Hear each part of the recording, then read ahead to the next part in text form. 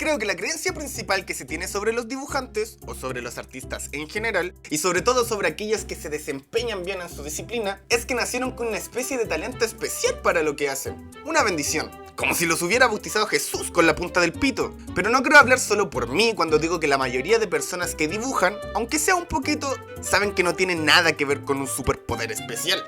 Pero sí tiene todo que ver con la dedicación, tiempo y esfuerzos dedicados al dibujo y a la ilustración como disciplina. Lo curioso es cómo el concepto de talento natural suele adjudicarse con tanta facilidad a las disciplinas artísticas.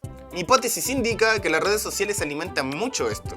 Vimeo constantemente con la comparación de la idealización que vemos en internet, lo que plantea un estándar competitivo que cada año parece ser más alto que el anterior. A esto se suman nuevas tecnologías, herramientas digitales y, más recientemente, la aparición de inteligencias artificiales, que también entran al mapa creativo.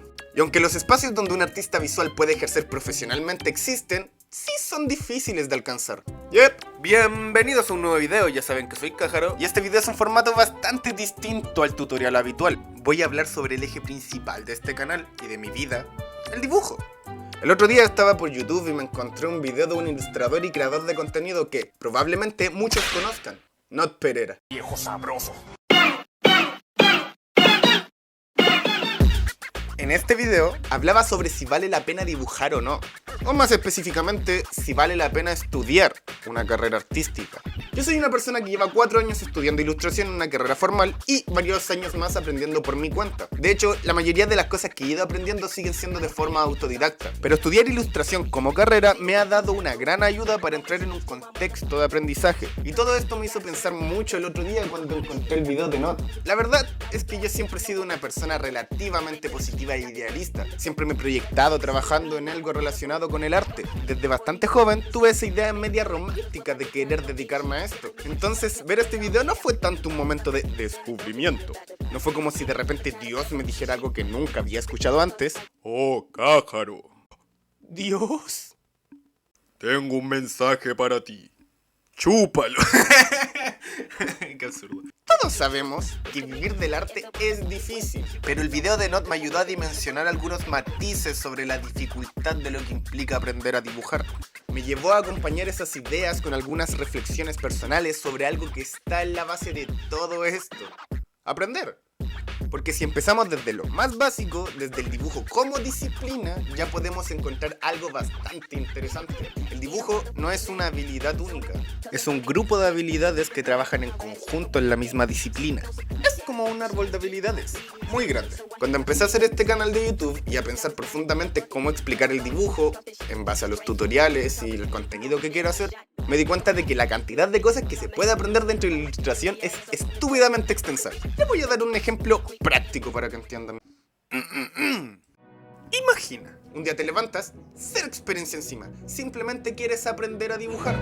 ¿Por dónde empiezas? Ponte que empiezas por anatomía, clásico. Quieres dibujar poses, tus personajes favoritos y a tus furros chichones. Entonces te pones a buscar tutoriales de anatomía. Con ello te das cuenta de que no solo es anatomía, sino que también poses gestuales. Y aparte de poses gestuales está la anatomía de cada parte del cuerpo. Y ahora cuando puedes dibujar cada parte del cuerpo, quieres pintarlas. Te das cuenta de que hay distintos tipos de piel, diferentes maneras de pintar, así que empiezas a informarte sobre pintura. Quizás empezaste en análogo y vas a seguir en análogo. Entonces utiliza las acuarelas, crayones, plumones, guache, lápices de colores o lo que sea que te sirva para pintar en tradicional. A lo mejor eres de los que saltan rápido al digital y tienes que indagar diferentes programas de ilustración. Ponte que eres un niño iPad y tienes el privilegio de tener un iPad para poder descargar Procreate y tener de tu lado el programa más amable de dibujo digital que puedes encontrar. Ok, ahora estás buscando tutoriales de pintura y te das cuenta de que no es tan solo pintar. Puedes pintar de diferentes maneras, puedes tener diferentes estilos de pintura, diferentes texturas, diferentes maneras de composición. ¿Composición? Sí, porque ahora no tan solo pintar algo en un espacio en blanco, se convierte en una ilustración y en una composición. No tan solo componer una ilustración, te das cuenta de que llevas años dibujando y ahora tienes que vender tu arte. Te aprender sobre marketing y ventas, hacer contenido para redes sociales. Porque soy influencer. Yo solo quería aprender a dibujar.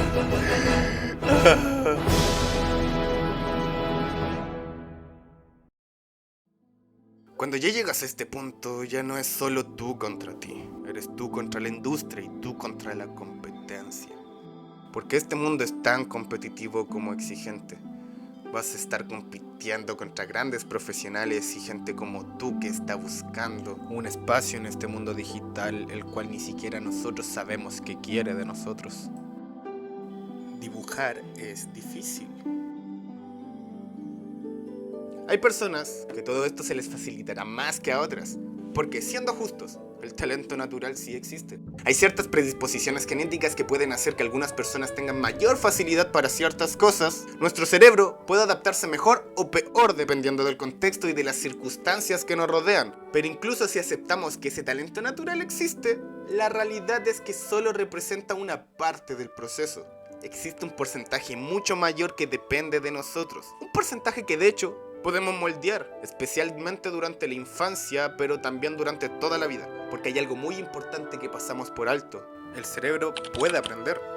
El cerebro aprende a hacer un círculo, aprende a controlar el lápiz, aprende patrones de comportamiento dependiendo de las necesidades del individuo. Y lo interesante es que muchas veces hacemos todo esto de manera casi instintiva. Desde el momento en que nacemos, el cerebro empieza a crear conexiones entre acciones y resultados. Empieza a reconocer patrones, a repetir conductas que funcionan y a descartar las que no. A medida que crecemos, esos patrones se vuelven cada vez más complejos. Aprendimos nuevas habilidades, nuevas formas de entender el mundo y nuevas maneras de resolver problemas. En otras palabras, el cerebro está constantemente aprendiendo. Ok, retrocedamos un poco. Dibujar es difícil, pero podemos aprender. Obviamente, si no tuviéramos esa posibilidad, ni siquiera lo intentaríamos. Pero, ¿cómo aprendemos a dibujar?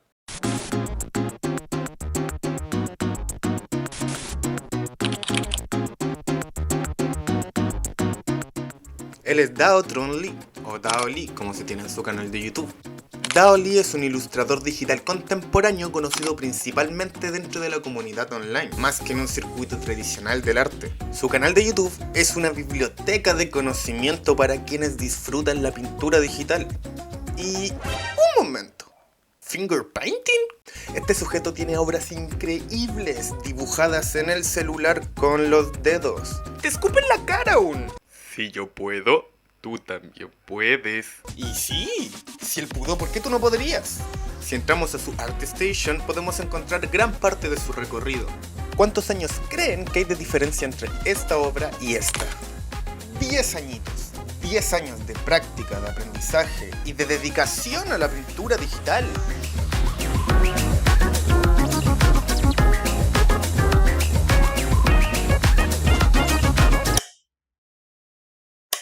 Do you think you were born with a better memory than most people? I'd say that I'm able to remember and recall images for a much longer period of time than most people. But I also drew so much. I probably drew way more than people think I have. Él es Kim Jung-gi, una leyenda reconocida por dibujar lo que casi nadie más puede. Simplemente llenando lienzos gigantescos de papel que para la mayoría de nosotros serían monstruosamente gigantes. Él lo hace sin usar una referencia. Y claro, una parte de ese talento probablemente tiene que ver con quién es él. Pero ese talento no habría llegado a ninguna parte si no lo hubiera desarrollado. ¿Cuánto tiempo toma desarrollar algo así? ¿Un año? ¿2? ¿5? ¿10? Bueno, Malcolm Gladwell. Gracias. El periodista Malcolm popularizó una idea bastante simple, la llamada regla de las 10.000 horas. Si quieres alcanzar la excelencia en un área, es fundamental que le dediques 10.000 horas a esa área. Malcolm da el ejemplo de Mozart, a quien solemos considerar un genio absoluto de la música, pero muchas de las grandes sinfonías por las que hoy lo recordamos fueron compuestas después de sus 22 años. Para ese momento, Mozart ya había ejercido las 10.000 horas de práctica, porque el joven Mozart empezó a componer aproximadamente a sus 7 años. Ahora bien, ¿eso significa que si le dedico 10.000 horas a algo me voy a convertir automáticamente en un maestro? No realmente. La teoría es bonita, pero en la realidad las cosas son más complejas.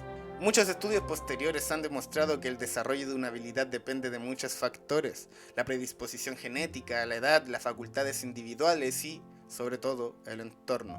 Por ejemplo, es mucho más fácil convertirte en artista si creces en una familia de artistas que si lo haces en una familia de empresarios. Es decir, que por mucho que practiques 10.000 horas al fútbol, no te vas a convertir en Cristiano Ronaldo.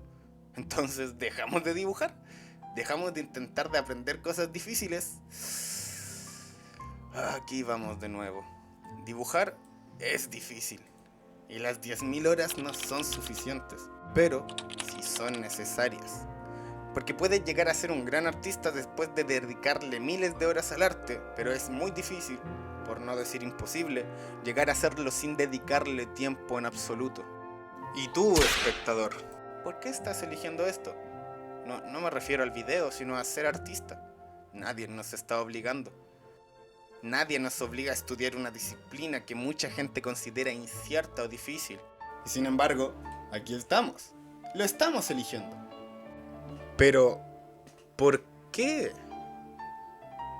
Considerando las dificultades base, no solo de dibujar, la industria, la competencia, las IAs, los prejuicios, las infravaloraciones y al mayor obstáculo que te tendrás que enfrentar, a ti mismo. Y no es para darle un tono poético, literalmente es así, nuestros pensamientos pueden transformarse en nuestra mayor limitante. El ya tan conocido síndrome del impostor, que, combinado con la constante exposición de las redes a logros ajenos y exigencias inhumanas, genera que la percepción de lo que somos y lo que queremos ser sea cada vez más distante. En la mayoría de nosotros existe una brecha entre lo que somos y lo que queremos ser, y muchas veces eso que queremos ser está ligado a nuestros deseos, a nuestras metas y ambiciones. A veces son cosas simples, como leer más, hacer ejercicio, comer mejor, y otras veces es un objetivo mucho más significativo, como querer vivir del arte. Mientras más alejados estamos de lo que deseamos ser, más doloroso se vuelve el camino, porque pareciera que para lograr eso tenemos que convertirnos en alguien que no somos. Una versión hiperestructurada y casi perfecta. Una versión a la que llegaríamos solo con fuerza de voluntad y disciplina. O al menos eso es lo que nos han vendido en la sociedad de la productividad. Y claro, es normal frustrarse. Porque intentar sostener todo eso solo a punta de voluntad es ridículamente difícil. Entonces te hago la pregunta de nuevo. ¿Por qué estás eligiendo esto? ¿Te weón del mate? ¡Esta mierda es mi vida! Respiro esto, amo esto y quiero vivir de esto. No me imagino haciendo ninguna otra cosa. No hay que pedirle permiso a nadie para ser artista. Ni a tus padres, ni al sistema, ni al resto de la gente. Porque sí, dibujar es difícil y toda la pesca. Pero dedicarse a dibujar es dedicarse al arte. Dedicarse al arte es ser artista. Y ser artista no es hacerlo a medias. Pero sí volverte medio loco con la wea. ¿Y vale la pena?